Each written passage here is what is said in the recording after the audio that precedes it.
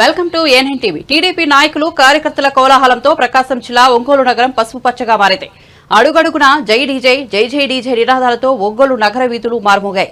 ఆ పార్టీ శ్రేణులు చేబూనిన టీడీపీ జెండాలు ధరించిన పచ్చ చొక్కాలతో ఒంగోలులోని రోడ్లన్నీ పచ్చగా మారాయి. ఒంగోలు నగర వీధుల్లో టీడీపీ సంద్రోహం చూస్తుంటే ప్రకాశం జిల్లా ఒంగోలు టీడీపీ జనసేన బీజేపీ ఉమ్మడి కూటమి అభ్యర్థి టీడీపీ రాష్ట్ర ఉపాధ్యక్షులు దామచల్ల జనార్దన్ రావు ఎన్నికలకు ముందే నిర్వహించిన విజయోత్సవ ర్యాలీ అనిపించింది. ఒంగోలు టీడీపీ పార్లమెంట్ అభ్యర్థి మాగుంట శ్రీనివాసరెడ్డి, దామచల్ల జనార్దన్ రావు, ఉమ్మడి జనసేన ప్రకాశం జిల్లా అధ్యక్షులు షేక్ రియాజ్, బీజేపీ జిల్లా అధ్యక్షులు పివి శివారెడ్డి, మంత్రి శ్రీనివాసరావు, జనసేన నాయకులు మలగా రమేష్, బీజేపీ ఒంగోలు నగర అధ్యక్షులు యోగయ్యతో పాటు ఈ ర్యాలీలో పలువురు టీడీపీ, జనసేన, బీజేపీ నాయకులు కదం తొక్కారు. ఈ ర్యాలీ మినీ స్టేడియం వద్ద నుండి నెల్లూరు బస్టాండ్ మీదుగా జిల్లా కలెక్టరేట్ వరకు ప్రకాశం భవనం వరకు సాగింది. ఈ సందర్భంగా జిల్లా కలెక్టర్ ఏ దినేష్ కుమార్ కి దామచల్ల జనార్దన్ రావు ఎన్డీఏ ఉమ్మడి కూటమి నాయకులతో కలిసి నామినేషన్ అందజేశారు.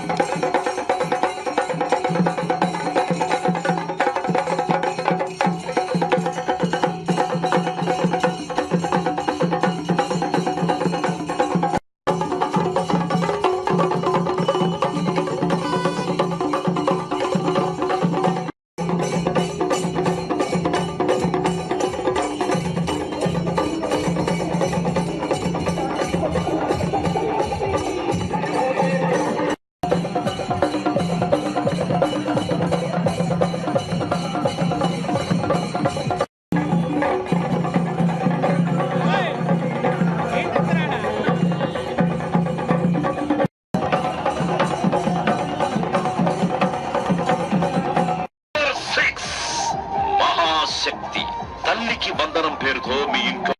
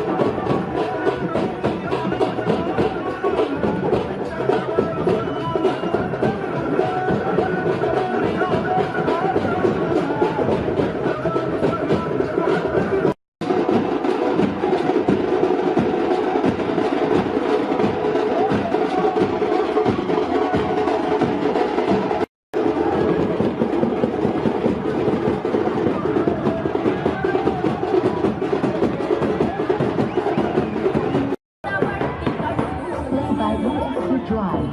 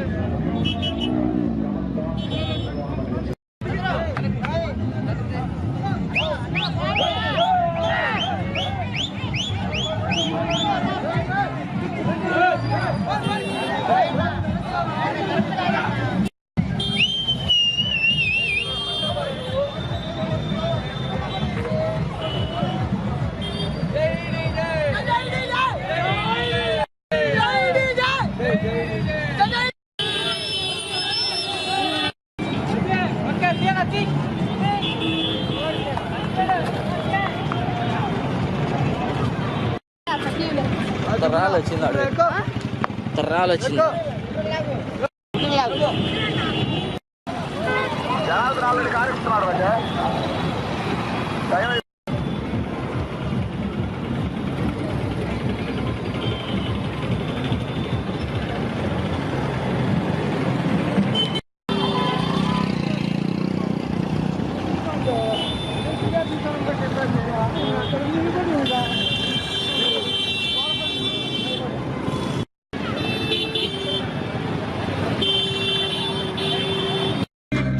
కడిత పథకం ఉండదా పసుపు జెండ మోసే కార్యకర్త ప్రాణం ఉండదా ఇది బిక్కు బిక్కుమంటూ బతికేగాంధ్ర రాష్ట్రమా నా బృందులేలుతున్న రౌడీల రాజ్యమా శిల పలక మీద పేరు మార్చితే తెలుగు గుండెలున్న చరిత మారదే కడుపు నింపే క్యాంటీన్లు కూల్చితే నిరుపేద కడుపు కన్న మందదే దౌర్జన్యమైన ఈ పాలన ఓర్చుకొని కట్టలనే దంచుకొని చూసుకొని గర్జించే దూకినడు ఓహో చిన్ను విప్పి దూకినదే ఎల్ల సింహమో దడుసుకొని ఉరుకుతది రౌడీ సంఘమో జై జై చంద్రన్న జై జై జై నిన్న పేదవడన్న ముందడుగై ఎవరిని సమ్మని పెట్టినది తెలుగుదేశమో తలరాత మార్చుకుంటది ఆంధ్ర రాష్ట్రమో జై జై చంద్రన్న జై జై జై నిన్న పేదవడన్న ముందడుగై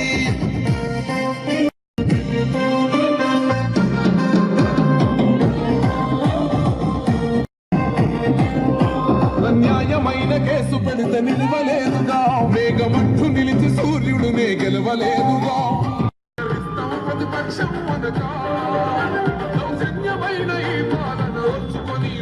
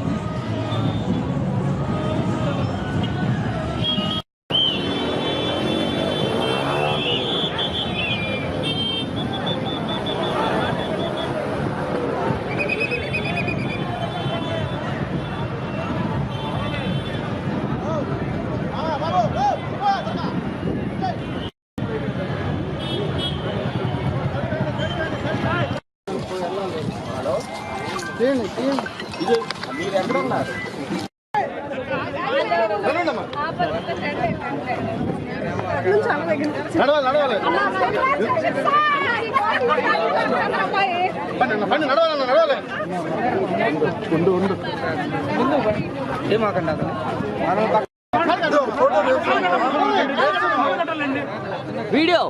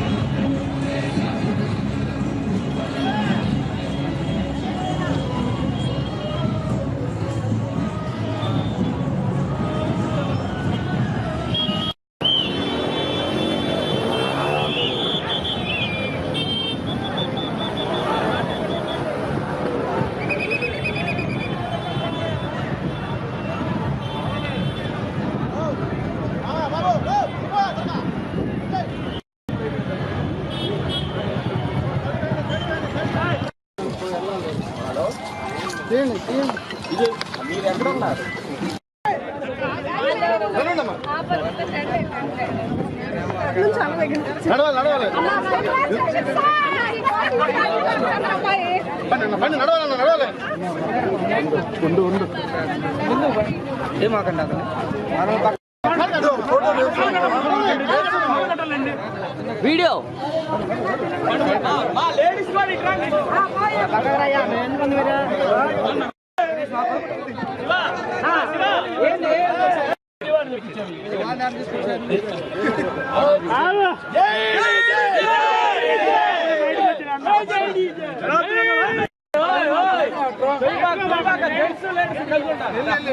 అలా జెంట్స్ కూడా ఉండండి.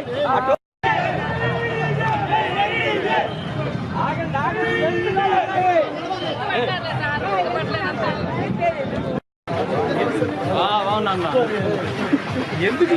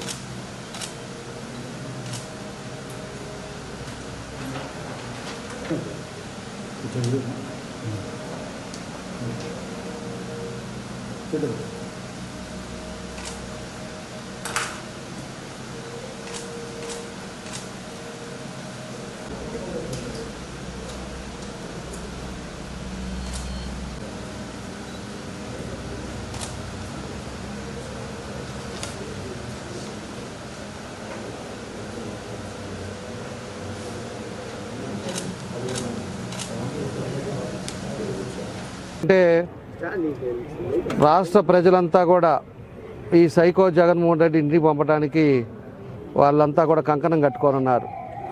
ఇవాళ వచ్చిన ఆడవాళ్ళు కానీ ఎంతోమంది ప్రజలు కానీ ఈరోజంతా కూడా స్వచ్ఛందంగా మద్దతు తెలుపుతూ ఈరోజు ఇంత ఎండలో కూడా వాళ్ళంతా కూడా మాతో పాటు నడిచి ఇంత దూరం వచ్చారంటే వాళ్ళందరికీ కూడా మనస్ఫూర్తిగా మా అందరి తరపున కూడా అభినందనలు తెలియజేస్తున్నాం.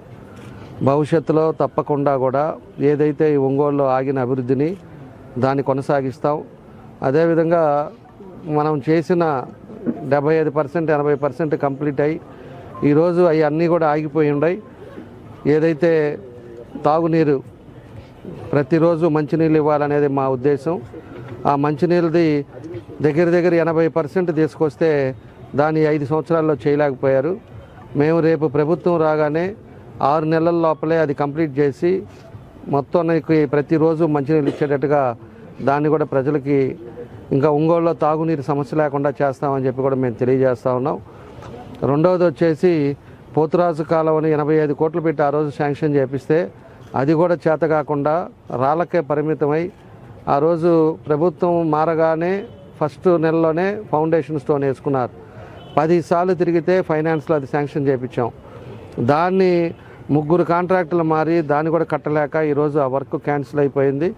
ఆ వర్క్ ఈరోజు మళ్ళీ రీఎస్టిమేషన్ వేయించాలి. వేయించిన తర్వాత దాన్ని కూడా రేపు వచ్చేది తెలుగుదేశం ప్రభుత్వంలో దాన్ని కూడా 5 సంవత్సరాల లోపల దాన్ని 2 సంవత్సరాల్లో పూర్తి చేస్తామని చెప్పి కూడా మేము తెలియజేస్తున్నాం.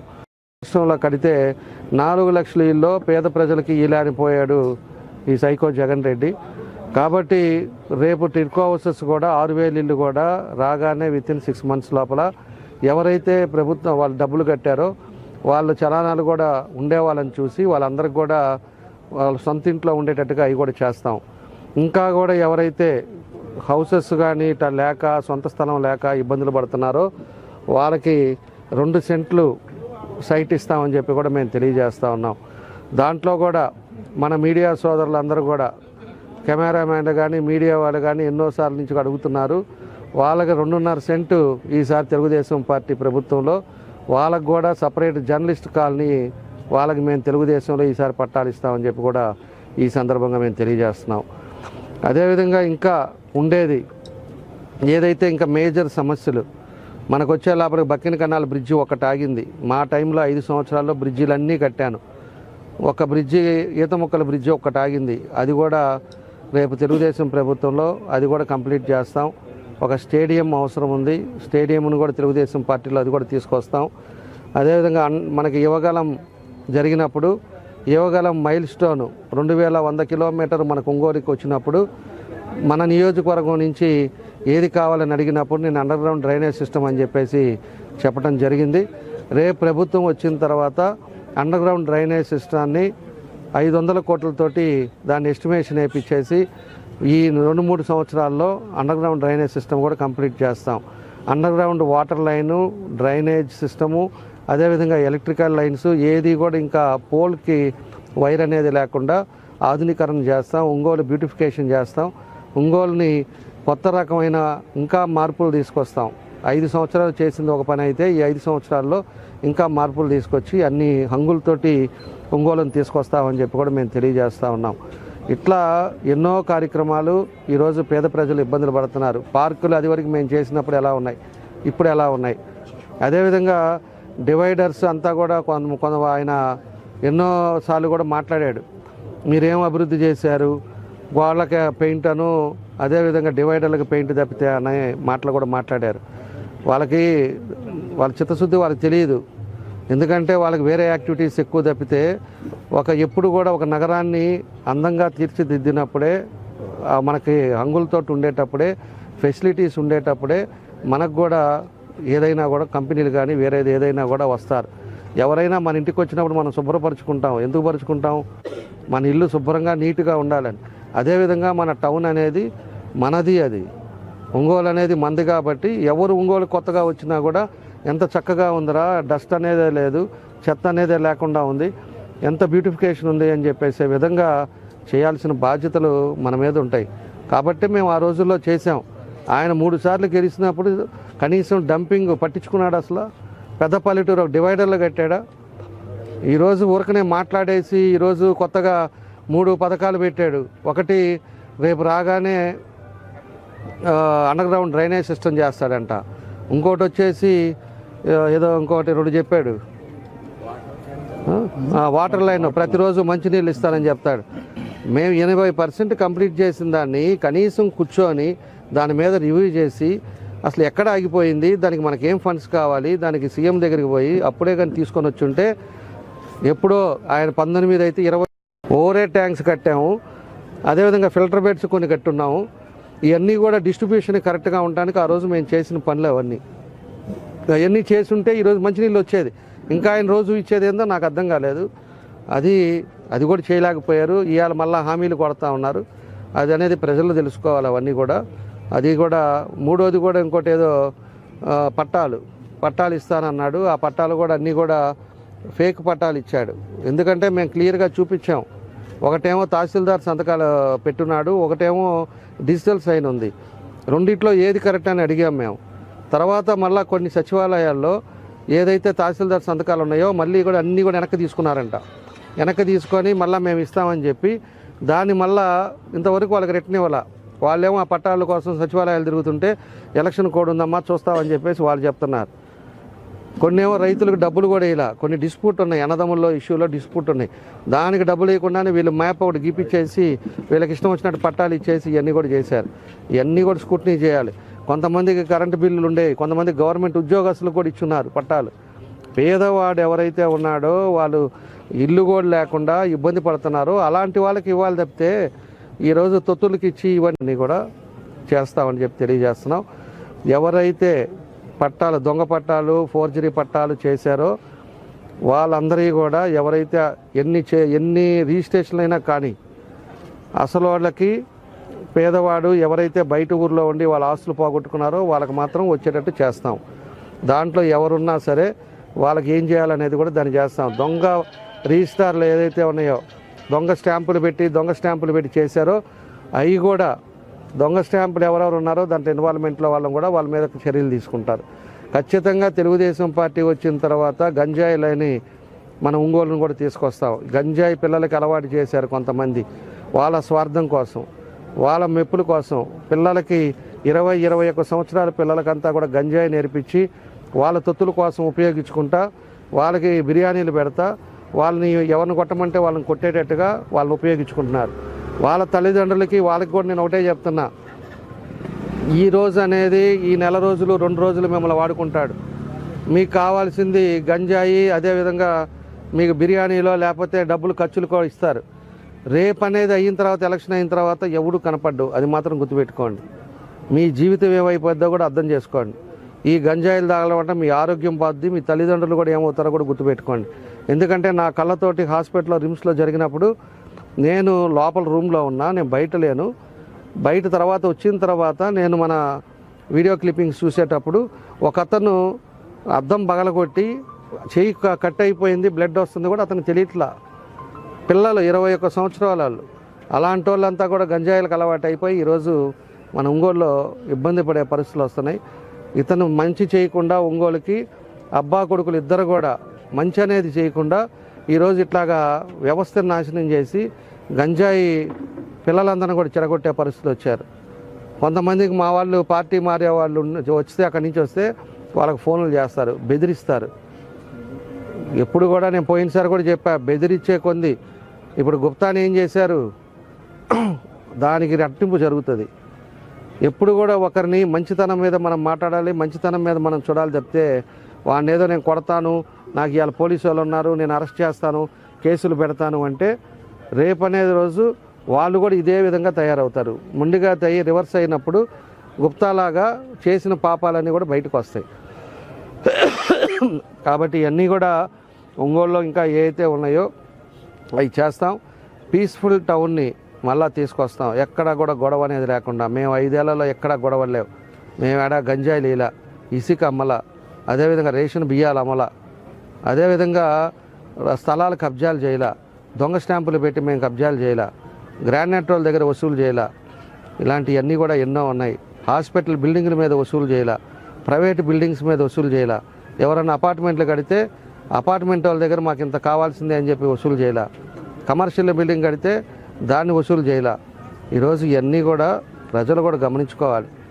ప్రజలు గమనించి ప్రజలు కూడా మీరు మంచి చెడు ఆలోచించుకొని ఈ రాష్ట్ర భవిష్యత్తును కూడా ఆలోచించుకొని ఇవాళ 3 పార్టీలు కలిసి ఈరోజు అందరూ కూడా కలిసి ఎట్లాగైనా వైఎస్ఆర్ పార్టీ పోవాలి అన్నారంటే అతను ఎలాంటి వాడు, అతను ఏ విధమైన వాడు అనేది కూడా మనం గుర్తుపెట్టుకోవాలి.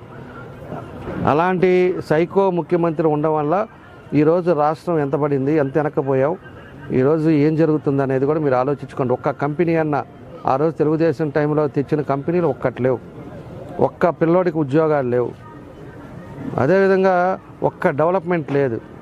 ప్రతి పేదవాడు అన్నా క్యాంటీన్ ఉన్నప్పుడు 5 రూపాయలకి శుభ్రమైన భోజనం తినేవాళ్ళు. ఈరోజు హోటల్కి వెళ్తే 130 రూపాయలు. ఎవరన్నా బయట నుంచి వచ్చి కూరగాయలు ఏదైనా అమ్ముకోవడానికి వచ్చి భోజనం చేయాలంటే 130 రూపాయలు పెడితేనే, ఒక మెస్లో తినాలంటే 130 రూపాయలు. అదే కానీ అన్నా క్యాంటీన్ ఉంటే 5 రూపాయలకి సాంబార్ అన్నం, కర్డ్ రైసు శుభ్రంగా మనిషికి సరిపోయేంత తృప్తిగా ఉండేది. అలాంటిది కూడా పోగొట్టి నోటి పేదల దగ్గర అది కూడా కొట్టిన వ్యక్తి సైకో జగన్ రెడ్డి అని చెప్పి మేము తెలియజేస్తున్నాం. ఇవన్నీ కూడా ప్రజలు కూడా ఆలోచించుకొని ప్రజలు ఇవన్నీ చూసే సైకో జగన్ రెడ్డిని ఇంటికి పంపాలనేది డిసైడ్ అయిపోయారు. ఈరోజు ప్రజలంతా కూడా సైలెంట్గా చూస్తున్నారు. వీళ్ళు అనుకోవచ్చు ఇవాళ 5,000 ఇస్తాం, 10,000 ఇస్తాం, లేకపోతే కండ వేస్తే 1,00,000 ఇస్తాం, లేకపోతే పార్టీ నుంచి వచ్చిన వాడికి 5 లక్షలు ఇస్తామని అవినీతి డబ్బు మీద రాజకీయాలు చేయొచ్చు. డబ్బు అనేది కొంతవరకే, పార్ట్ వరకే పనిచేస్తుంది. వ్యక్తిత్వం అనేది ఇంపార్టెంట్, పార్టీ అనేది ఇంపార్టెంట్. ఈరోజు దాంట్లో ఆయన దగ్గర ఉండేది ఒకటే, డబ్బు ఒకటే ఉంది, అవినీతి డబ్బు ఒకటే ఉంది. ఆ డబ్బు పెట్టి రేపు 10,000 ఇస్తానని చెప్పి చూస్తున్నాడు. రేపు 10,000 తీసుకున్నా కూడా ప్రజలు అతనికి ఓటేయరు. ఎందుకంటే అతనికి అయిపోయింది. అతను చూసి అతను ఇబ్బందులు పెట్టి మానసికమైన ఇబ్బందులు పడి బయట చెప్పుకోలేని వాళ్ళు ఈరోజు ఒంగోలులో చాలామంది ఉన్నారు. కాబట్టి ఇలాంటిది అన్నీ కూడా జరుగుతూ ఉన్నాయి. కాబట్టి అవినీతి పరుడు కావాలా, మీకు అందుబాటులో ఉండి పనిచేసే వాళ్ళు కావాలనేది కూడా ప్రజలు కూడా ఆలోచించండి. ప్రజలు కూడా ఆలోచించి మంచి నిర్ణయాలు తీసుకుంటే తప్పకుండా మీకు అన్ని విధాలుగా కూడా అండగా ఉంటామని చెప్పి మేమందరం కూడా తెలియజేస్తూ ఉన్నాం. మేము ఎవరికి ₹1 ఇవ్వాల. మా తెలుగుదేశం పార్టీ ఎప్పుడు కూడా డబ్బులు ఇచ్చి మీటింగులకి పిలిచే పరిస్థితులు మా దగ్గర ఎప్పుడూ లేదు. అభిమానం మీదే, ఆప్యాయత మీదే వస్తారు. నిన్నటి నుంచి మేము అందరం కూడా ఇన్ని గంటలకు అనుకున్నాం, ఇన్ని గంటలకు అందరూ రావటం కూడా జరిగింది. ఏ విధంగా అయితే ర్యాలీ జరిగిందో ఇదే నిరసన. మంచి మెజారిటీతో ఒంగోలులో తెలుగుదేశం పార్టీ విజయం ఎగరేస్తుంది. దానికి తోడు మా జనసేన, బీజేపీ అందరం కలిసి ఈరోజు చేసిన ఈ ర్యాలీలో అందరం కలిసే కాబట్టే ఈరోజు ఇంతమంది జనాలు రావడానికి, ఇంత సక్సెస్ అవ్వడానికి కూడా కారణం అని చెప్పేసి కూడా మేము కూడా తెలియజేస్తున్నాం. భవిష్యత్తులో కూడా అందరం కూడా కలిసి మంచి నిర్ణయాలు తీసుకొని ఒంగోలు ప్రజలకి అన్ని విధాలు కూడా అండగా ఉంటామని చెప్పేసి తెలియజేస్తూ ఈరోజు నామినేషన్కి వేయటం మంచి టైంలో వేసాం. మంచి